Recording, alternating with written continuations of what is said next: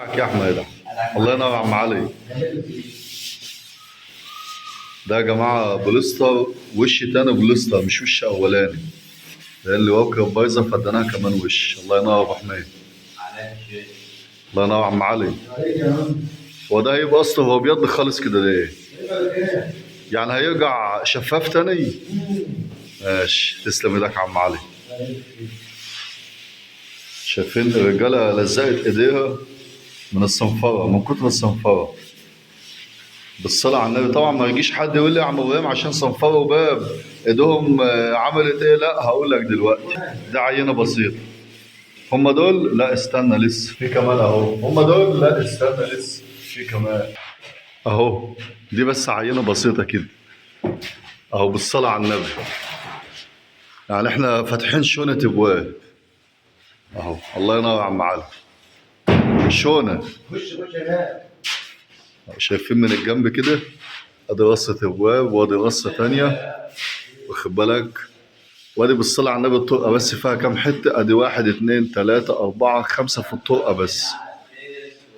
دي حاجة بسيطة بس كده. ماشي، خلصنا كده؟ لا لسه في كمان. تعال اهو اهو. ادي عينة تانية اهي. خلصنا كده؟ لا لسه برضه. تعال تعال جوه. اه، شايفين من كتر النجارة احنا منطورينها في كل حتة اهو. بالصلاة على النبي. لسه ده كله مرحلة البطانة ولسه هنوش تاني اهو. بالصلاة على النبي. حاجة بسم الله ما شاء الله. فعشان كده الرجالة ايديها لحست من كتر الصنفرة اهو. فربنا ييسر الحال ودعواتكم ان شاء الله نخلص على خير وان شاء الله تنتظروا الفينش. طبعا ده شغل اتصفى صنفرة، وده شغل لسه هيتصفي. تمام.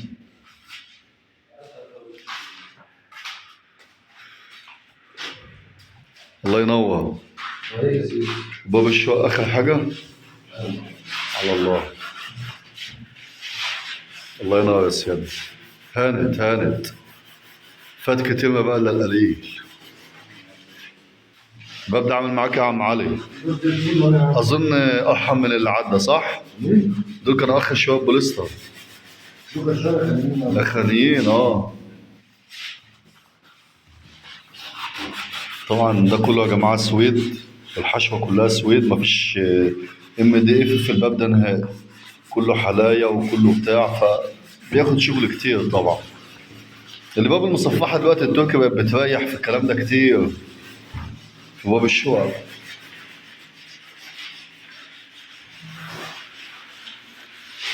يلا نستودعكم الله، والسلام عليكم ورحمة الله وبركاته.